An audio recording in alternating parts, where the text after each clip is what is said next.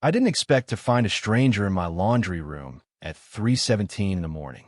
But there he was, barefoot, shirt half-tucked, holding one of my grapefruits. I didn't scream. I didn't lunge. I just stared at him while the dryer kept thumping like a heartbeat behind him. He looked at me and then said the dumbest thing I've ever heard in my life. She said, "You were out of town." He didn't look scared, just mildly inconvenienced, like I'd walked in on a private phone call. I said nothing. I walked past him, opened the fridge, and poured myself a glass of orange juice. I was calm, almost too calm. Maybe because part of me had already accepted the reality days ago. Just not like this. Not this literal. Not this loud. My wife, Clarice, appeared in the hallway 2 minutes later, wearing one of my college t-shirts like she was in some twisted sitcom. Hair tied back. No apology on her face. No panic. Just this stupid half-shrug. Like I'd caught her ordering takeout. I looked at the stranger again. He was younger. Mid-30s. Tattoo of a raven on his collarbone. Probably thought he was deep. Clarice finally spoke. "Lowell, can we just talk in the kitchen?" I took another sip of juice. "No." She blinked. That was all I needed to see, the blink. It wasn't surprise. It was confusion. She didn't understand why I wasn't yelling, why I wasn't falling apart. And that told me everything. This wasn't new. This wasn't a mistake. This was routine. The man set the grapefruit on the dryer and muttered something about giving us space.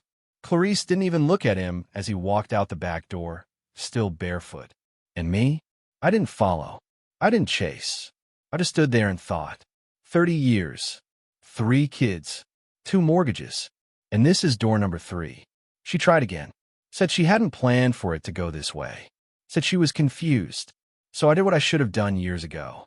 I walked over to the hallway drawer and pulled out the stopwatch I used to time our sons during backyard sprints. I clicked it. "You have 30 seconds. Say whatever you need to say. When the timer beeps, I'm leaving. For good." Clarice laughed. Thought I was bluffing. She looked down at her feet.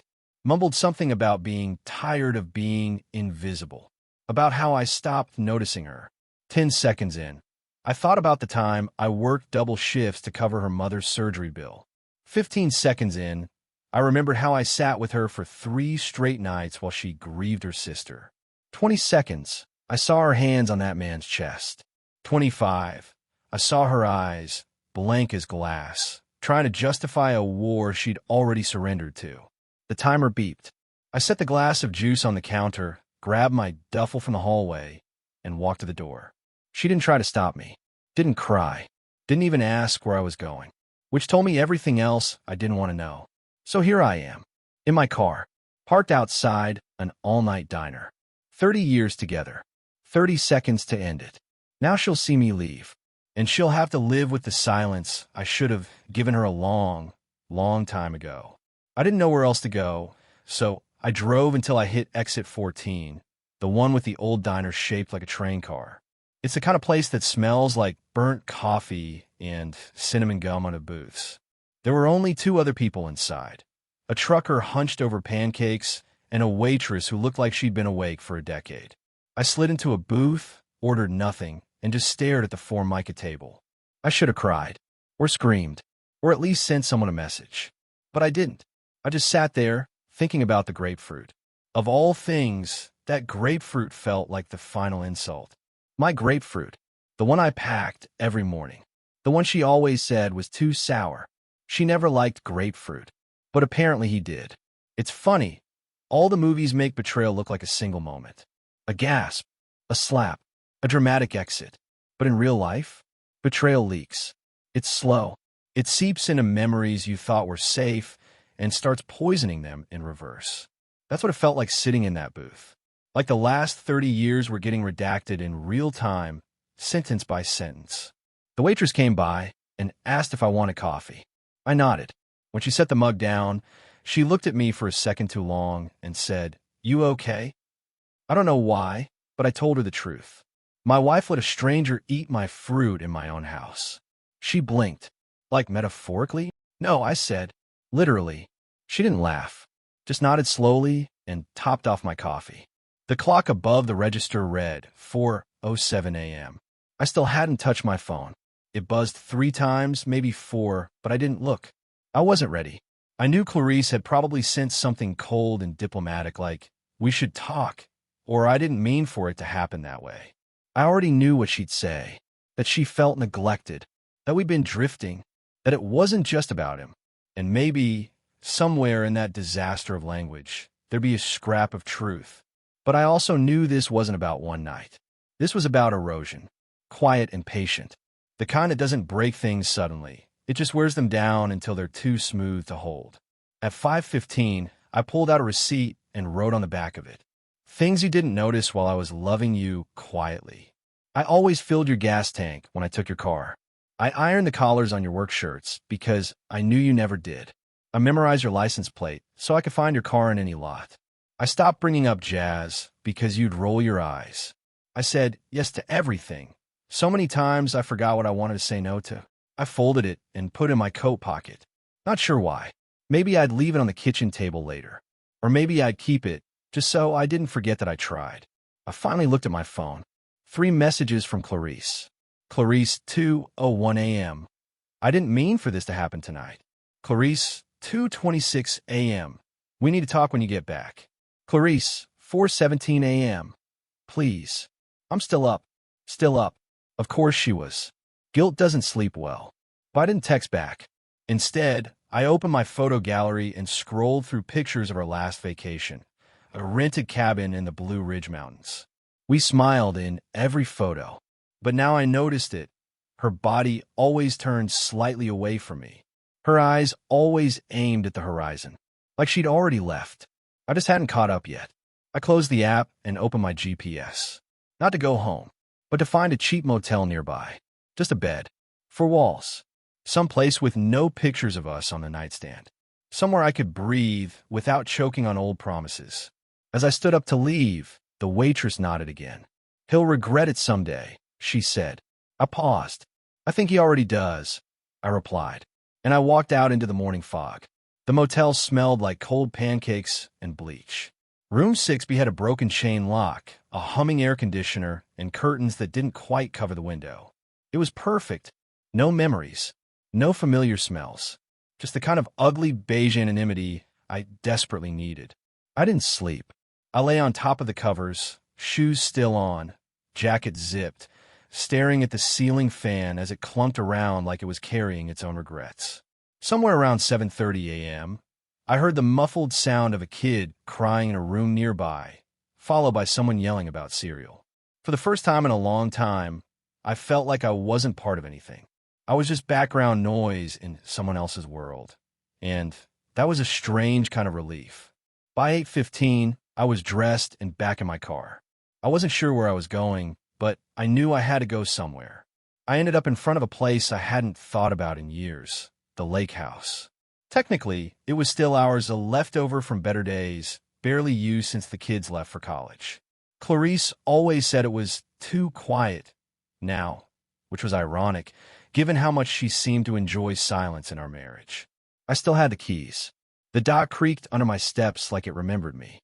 The lake was calm, but not still. Tiny ripples like whispers across the surface. I sat at the edge with a thermos of diner coffee and let my thoughts do whatever they wanted. For once, I didn't fight them. I just let them hurt. That's when I saw it. A message on my phone from an unknown number. I tapped it open. Unknown number, 8:37 a.m. Lowell. I didn't know she was married. I swear. I thought you were divorced. My hands tightened around the thermos. It was him. The barefoot grapefruit thief had decided to reach out, which meant Clarice must have told him. Maybe she thought I'd go nuclear, or maybe she thought I'd need someone to blame who wasn't her. Either way, it was insulting. I didn't reply, but I did save the number. Not out of spite, just curiosity. I wanted to know what kind of man steps into another man's house and eats his fruit like he owns the place. I imagined he was the type who rehearsed charm in the mirror. The type who said things like, "Let me be honest," right before lying. I wondered how many others there had been. Not just him. Not just this time. How many nights had Clarice stayed late at work, while I washed the dishes and packed her lunch for the next morning? I remembered one evening last fall. She came home smelling like cologne I didn't own. Said she'd hugged an old friend at a conference. I'd laughed it off, even joked about it. Because I trusted her. Because I was an idiot. Back at the lake house, I opened the shed and pulled out an old plastic bin labeled Summer 2008. Inside were water shoes, faded goggles, and a photo album. I flipped through it slowly. There we were, sunburned and happy. The boys had gap teeth and mosquito bites. Clarice wore that ridiculous bucket hat she said made her look like a tourist. We looked ridiculous and real. I didn't cry. I didn't throw the album. I just closed it and sat still like someone watching a ship vanish in fog. Then, another message. Clarice, 9:12 a.m. We need to talk. Please. I didn't handle things right. You didn't deserve any of this. No, I'm sorry. No, I want to fix it. Just vague phrases polished to sound caring without committing to anything. She wanted me to meet her halfway, like this was a disagreement over what kind of curtains to buy. I turned off my phone.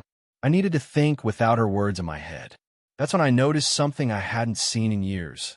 An old lockbox hidden behind the bookshelf near the window. I'd built that shelf myself back when we first bought the place. She said she loved it because it felt handmade.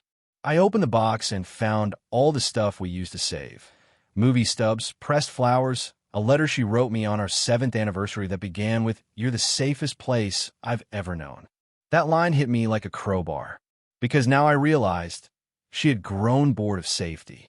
And I was the house with the lights always on, the locks always working, the fridge always full, until one day she wanted to burn it down just to feel something. So I left the album, the letter, and a single note on the dock. You can have the lake house, but you can't have what you buried here. I drove off without looking back. And for the first time in 30 years, I didn't feel like a husband. I felt like a man. Alone, but awake. I wasn't planning on going to Ruth's. She's Clarice's younger sister, the one with the sharp tongue and eyes that always looked like they were searching for the joke before it was said. We never had a close bond, but she was family. She'd seen me at my worst. Food poisoning in Cabo, a panic attack during our youngest son's graduation, and the year I lost my job and nearly lost myself with it. Still, I hadn't spoken to her in over 6 months. But that morning, after leaving the lake house, I found myself pulling into her driveway like my hands had decided for me. Her porch light was still on. It was barely 9:45 a.m., but something about the way the curtains shifted in the window made me think she was already watching. When she opened the door, she didn't ask why I was there. She just stared at me. Her eyes went down to the duffel bag in my back seat, then up to my face, then back down again. "Finally," she said, stepping aside to let me in. I didn't ask what she meant. I didn't have to. She handed me a cup of coffee and sat on the edge of her recliner like she'd been waiting for this conversation her whole life. "I'm assuming you know," she said quietly. I nodded once. "Last night." She took a long sip and winced. "I told her not to be stupid. I told her if she was going to destroy you, she could at least have the guts to say it to your face." The room went still. All I could hear was the faint hum of the refrigerator and my own pulse in my ears. "She told you?" I asked. She didn't have to. I saw it. When? 2 months ago. She came to my place drunk on wine and bad decisions. Started rambling about how alive he made her feel. Said something about deserving a second youth before it was too late. I didn't flinch. I didn't scream. I just breathed. "I should have told you," Ruth said, looking at me now, really looking. "But I didn't want to be the reason your marriage ended. I thought maybe it was a phase." I nodded again, but it wasn't forgiveness. It was resignation. She said it started 2 years ago. I muttered, unsure if I wanted to know more. Ruth let out a sigh that sounded like it had been waiting in her chest since Christmas. "It started before that." I stared at her. She was seeing someone else before this guy. Some co-worker named Glenn. That was the test run. You were going through that sleep study trial, remember? Well, you kept dozing off mid-sentence. I remembered. It was the same winter I started snoring so badly that I moved to the guest room. I chalked up her distance to fatigue, hormones, boredom, anything but betrayal. She never loved him, Ruth continued. But she liked the thrill, liked feeling wanted, liked being the center of attention again. I sat back in the creaky dining chair, my spine pressed against its cold wooden edge. So I was the ghost in my own house. I whispered, For a while now, she said. Then she walked out of the room and came back with something I wasn't expecting, a yellow envelope. Heavy, sealed. I wasn't going to give this to you, but I'm done protecting her from the truth she won't face. I opened it slowly. Inside were printed screenshots, photos, messages. Clarice. In a car. At a hotel. On a park bench with a man I didn't recognize. Dates. Times. Captions. Ruth had been watching. Not because she wanted to hurt me, but because she didn't know how else to shake her sister out of the mess she was in. Apparently, Clarice had laughed when she found out Ruth was playing detective. She said you'd never leave, Ruth said bitterly. That you'd forgive anything. That as long as the kids were okay and the house was clean, you'd stay. That was the first time I felt something rise inside me. Not anger exactly, not hate, but something heavier. Like someone had been writing my story in pencil, and I was just now finding the eraser. I stood up. Ruth looked at me and nodded slowly. You're going back there, aren't you? No, I said. I'm going to the courthouse. To file. To finish. She looked confused. I didn't explain, because what I had in mind wasn't about revenge. It wasn't about punishing Clarice or making her grovel. It was about control. And the last thing she'd ever expect from me was silence backed by strategy. The kind of silence that doesn't mean weakness. The kind that means war is over, and I already walked away. The parking lot behind the county courthouse was empty when I arrived. It was too early for the lunch crowd and too late for early birds.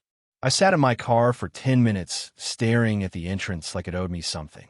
I had walked through those doors hundreds of times for my maintenance job, fixing flickering lights, unclogging toilets, replacing vent filters that no one ever thanked me for.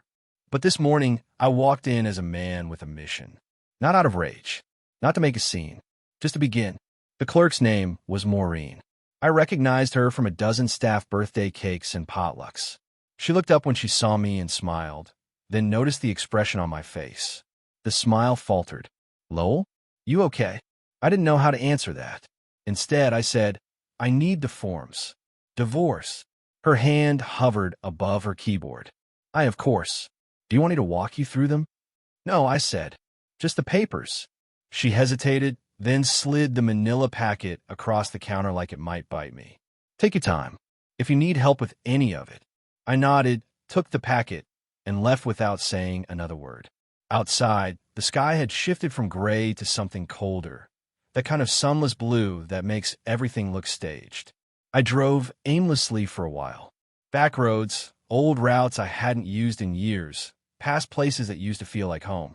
Every building, every cracked sidewalk seemed to whisper you weren't paying attention. Eventually, I pulled into a gas station and parked behind the car wash bays where no one could see me.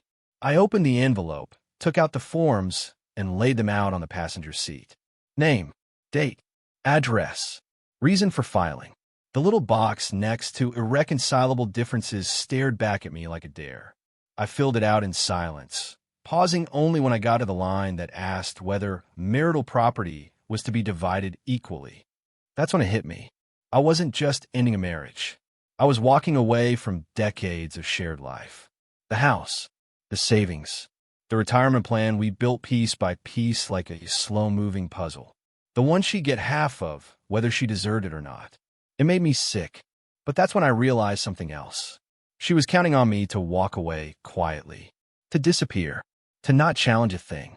That was her plan, to let me fall apart on my own while she slithered into a new life with minimal damage.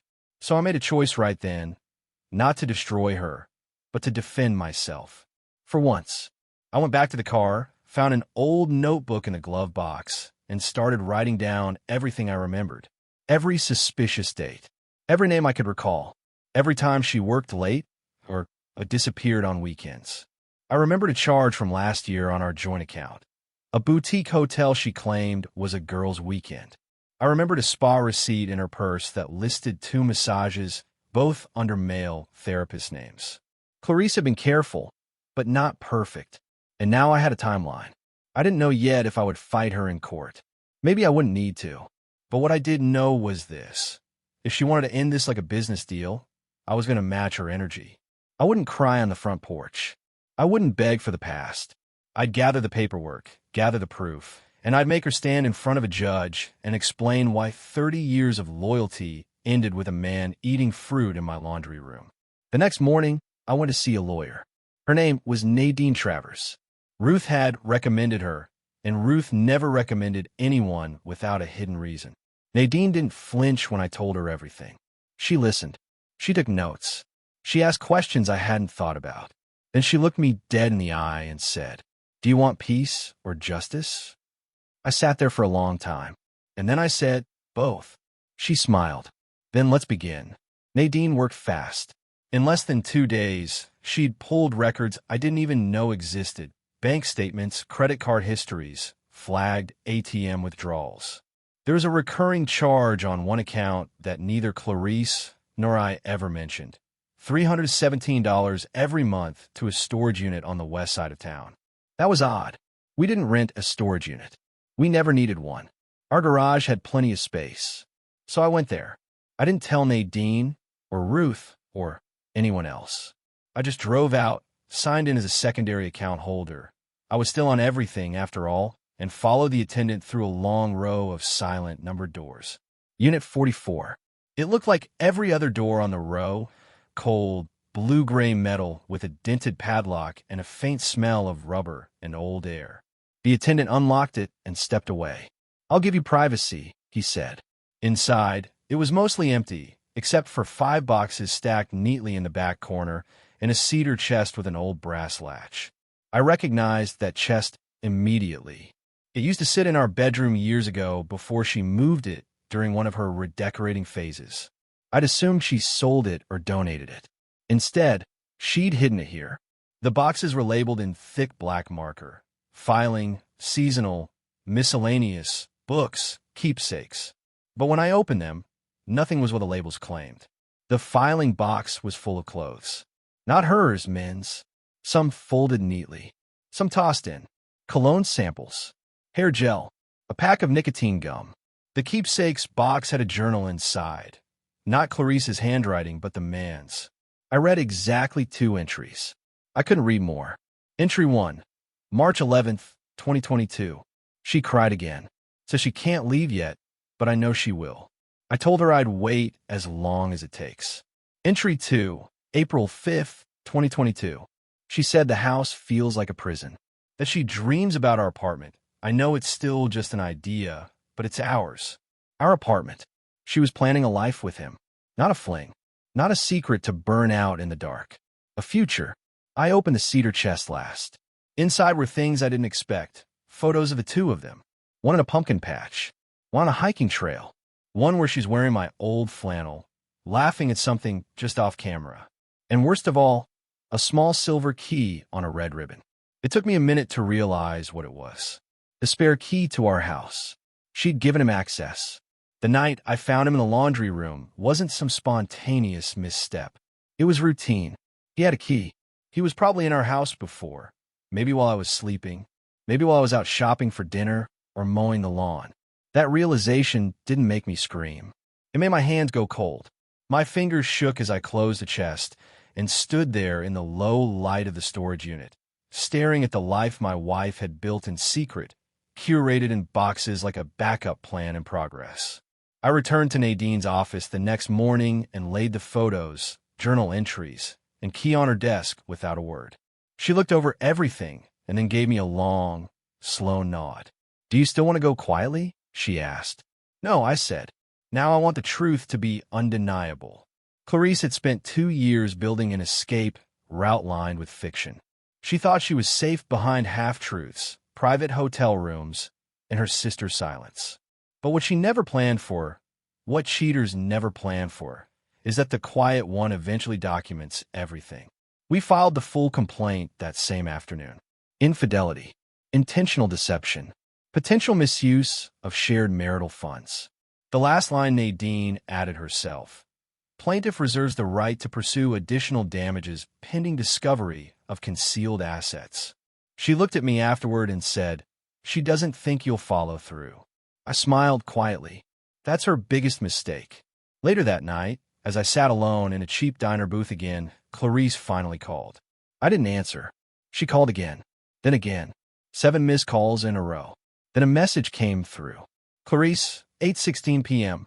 I know what you're doing. This isn't you, Lowell. We don't need lawyers. Let's just fix this, okay?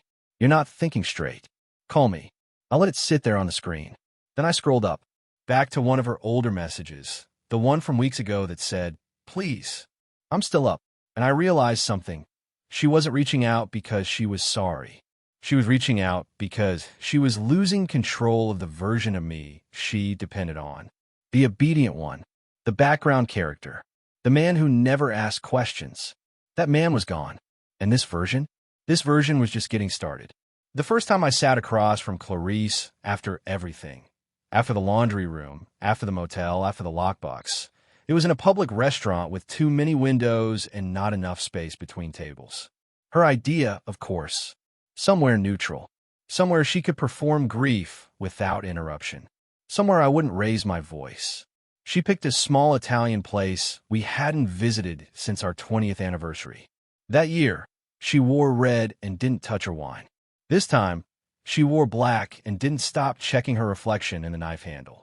Lowell, she said, like she was surprised I actually showed up. I sat down, took off my coat, and didn't offer a greeting. I let her squirm in the silence. You look tired, she said after a minute. But good. Still strong. Still strong. It sounded like a compliment from a stranger who used to live in my walls.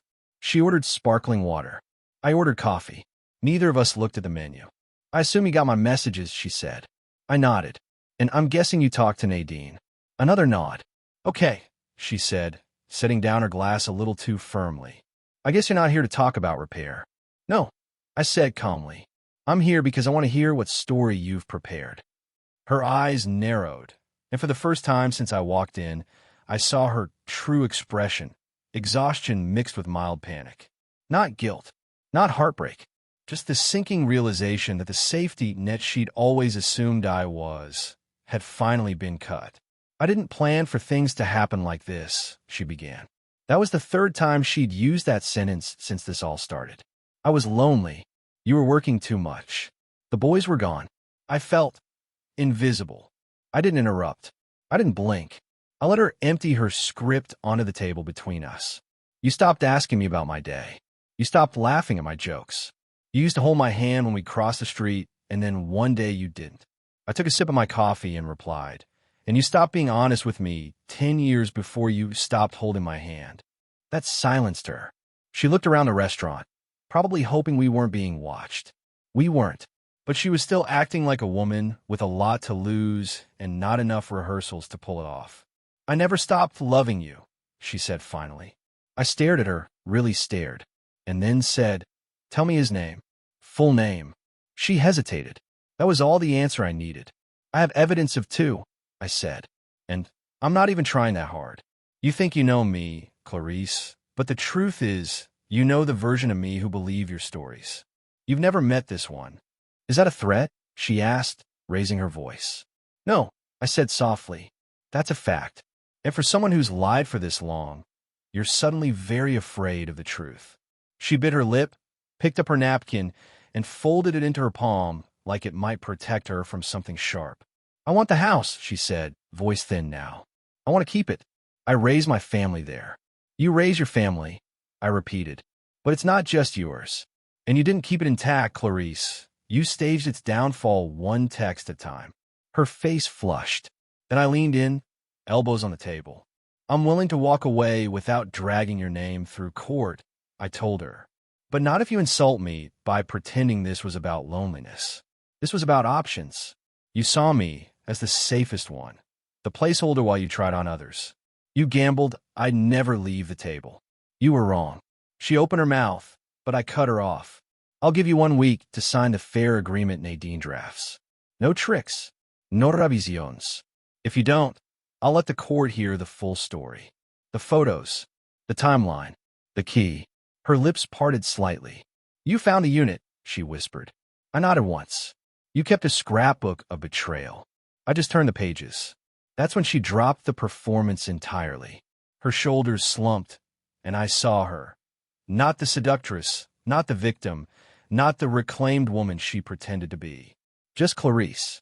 Middle-aged, scared, and stunned that the man she thought would always orbit her had finally become the sun. "I don't know how to be without you," she said. "That's not my problem anymore." We left separately. As I pulled out of the lot, I passed the church we used to attend on Sundays when the boys were small. I remembered her once saying she loved the way the stained glass looked when the light poured through at noon. It's funny what sticks. Now all I could picture was the pews. Empty. Just rows of chairs waiting for people who stopped showing up. Like me. Like her. Like the man I used to be. 3 weeks passed. Clarice signed the agreement. No courtroom drama. No pleading. Just a notary, a shaking hand, and a pen that hesitated longer than she expected. Nadine handled everything with surgical precision. I barely had to say a word. The house, half of our assets, even the lake property, all divided as we agreed. I let her keep more than I should have. And that was on purpose, because walking away with dignity was worth more than walking away with dollars. I moved into a modest place on the edge of town.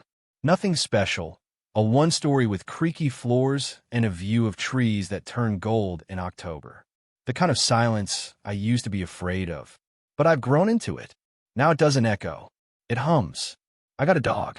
A mutt with crooked ears and a name I gave him in a diner parking lot. Mercer. He doesn't judge. He doesn't lie. He listens better than most people I know. When I walk him around the neighborhood in the evenings, folks wave. They don't know what I've been through, and they don't need to. For the first time in 30 years, I'm not being defined by someone else's version of me. I picked up a hobby, woodworking. Real woodworking. Not just hanging shelves and fixing leaky railings. I've been making birdhouses, benches, even a chessboard I plan to give my son for his birthday. I talk to my kids more. They don't know the full story, and they've never asked. I think they sense it's better that way. But something changed between us.